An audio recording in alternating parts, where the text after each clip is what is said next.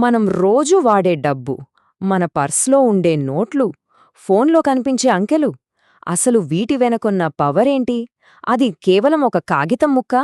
లేదంటే అంతకు మించిన ఒక బలమైన నమ్మకమా?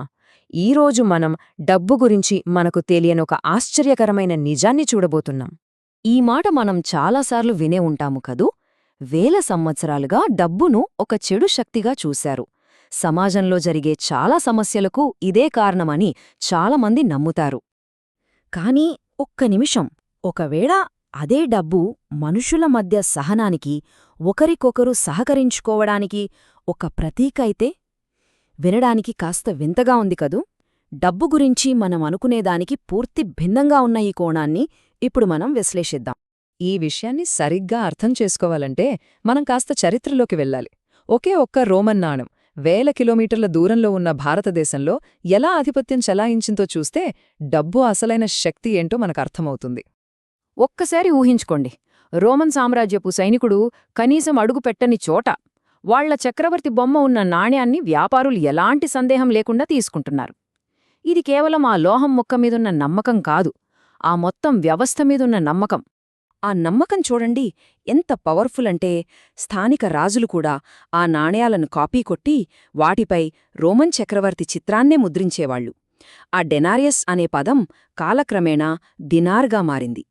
ఈనాటికి కొన్ని దేశాల్లో అదే పేరుతో కరెన్సీ వాడుకలో ఉంది. అంటే ఆలోచించండి, ఒక నాణెం ప్రభావం 2000 సంవత్సరాల తర్వాత కూడా మనతోనే ఉంది.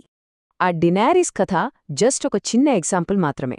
ఇప్పుడు ఈ నమ్మకం అనే ఒక చిన్న సూత్రం మొత్తం ప్రపంచాన్ని ఒకే ఆర్థిక వ్యవస్థగా ఎలా మార్చేసిందో చూద్దాం. మొదట్లో వేర్వేరు ప్రాంతాల్లో లిడియన్లు, చైనీయులు వాళ్ళ ద్రవ్య వ్యవస్థలను తయారు చేసుకున్నారు.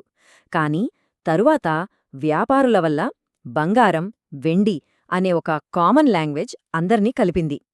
చివరికి ఆధునిక యుగానికొచ్చేసరికి ప్రపంచమంతా ఒకే ఆర్థిక గొడుగు కిందకొచ్చేసింది. ఇక్కడ మనం గుర్తుంచుకోవాల్సిన విషయం ఒకటుంది. ఈ గ్లోబల్ ట్రేడ్ నెట్వర్క్లు కేవలం పెద్ద పెద్ద ఓడలు, రోడ్ల వల్ల సాధ్యం కాలేదు. వాటిని నడిపించిన అసలైన ఇంజిన్ బంగారం, వెండిపై జనాలకున్న కామన్ బిలీఫ్. ఆ నమ్మకం లేకపోతే గ్లోబల్ ట్రేడ్ అనేదే లేదు. ఈ ఉదాహరణ చూడండి, ఎంత అద్భుతంగా ఉందో. స్పానిష్ వాళ్లు అమెరికాలు తవ్వితీసిన బంగారం యూరప్ తిరిగి చివరికి ఎక్కడికి చేరింది? చైనాలో పట్టుబట్టలు, పింగాణీ సామాన్లు తయారు చేసేవాళ్ల జేబుల్లోకి. ఒకవేళ ఆ చైనీయులు ఛీ, ఈ పసుపులోహం మాకొద్దు అని ఉంటే ప్రపంచ ఆర్థిక వ్యవస్థ చక్రాలు అక్కడికక్కడే ఆగిపోయేవి. సరే, ఇక్కడే అసలు ప్రశ్న వస్తోంది. ఇన్ని వేల సంస్కృతులు, ఇన్ని వేల నమ్మకాలు, కాని అందరూ బంగారం విషయంలో మాత్రం ఎలా ఒకే మాట మీదకు వచ్చారు? అందరూ ఒకే దేవుణ్ణి నమ్మలేదు, కాని ఒకే లోహాన్ని మాత్రం ఎలా నమ్మగలిగారు? ఎందుకలా? దీని వెనకున్న లాజిక్ చాలా సింపుల్. దీన్నెవరూ బలవంతంగా రుద్దలేదు. ఒక చిన్న ఉదాహరణతో చూద్దాం. అనుకుందాం, భారతదేశంలో బంగారానికి పెద్ద విలువేం లేదు, కాని మధ్యధర ప్రాంతంలో మాత్రం దానికి భలే డిమాండుంది. అప్పుడు ఓ వ్యాపారి ఏం చేస్తాడు? చాలా సింపుల్. లాభం కోసం ఇండియాలో చౌకగా కొని అక్కడెక్కువ ధరకు అమ్ముతాడు.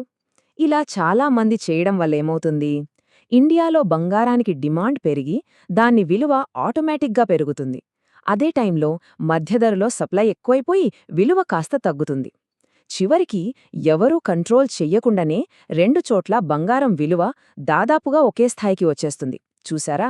ఒకరి నమ్మకం ఇంకొకరికి విలువను క్రియేట్ చేసింది. అంటే ఇక్కడే అసలు పాయింటుంది. డబ్బు అంటే ఏంటి? అది మనమే పర్సనల్గా నమ్మాల్సిన సిస్టమ్ కాదు. మన చుట్టూ ఉన్నవాళ్లు నమ్ముతారని మనకు నమ్మకముంటే చాలు, అంతే. ఇది ఒకరి నమ్మకాన్ని ఇంకొకరు నమ్మడంపై ఆధారపడిన వ్యవస్థ. సో ఈ ఆలోచనను మనం ఫైనల్గా ఒక ముగింపుకు తీసుకొద్దాం. డబ్బును కేవలం డబ్బులా కాకుండా ఒక పవర్ఫుల్ సోషల్ టెక్నాలజీగా చూద్దాం. ఈ పోలిక చూడండి, డబ్బు ఎంత యునీక్ అనేది క్లియర్గా అర్థమవుతుంది.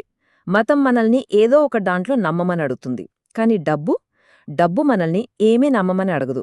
మన పక్కనున్నవాళ్లు నమ్ముతున్నారని గుర్తిస్తే చాలనంటుంది. అందుకే మత విశ్వాసాలపై గొడవలు పడతామేమో గాని డబ్బు విషయంలో మాత్రం చాలా ఈజీగా ఒకే మాట మీదకొచ్చేస్తాం. అందుకే డబ్బుకు ఏ వివక్ష ఉండదు. అది మానవ చరిత్రలోనే అత్యంత ఓపెన్ మైండెడ్ సిస్టమ్. దానికి మన మతంతో పనిలేదు, జెండర్తో పనిలేదు, జాతి, వయస్సు, మన జాతీయత దేనితోనూ సంబంధం లేదు. దానికి కావలసిందల్లా ఒకటే, ఈ నోటు లేదా ఈ నాణెం చెల్లుబాటు అవుతుందనే గ్లోబల్ నమ్మకం.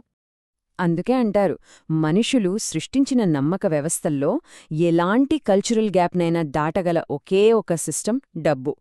ఒకరి గురించి ఒకరికి తెలియకపోయినా, ఒకరినొకరు నమ్మకపోయినా సరే, డబ్బు ద్వారా మనం కలిసి పనిచేయగలం.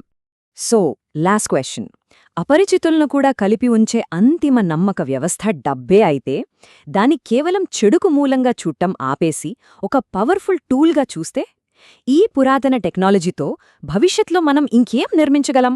ఒక్కసారి ఆలోచించండి.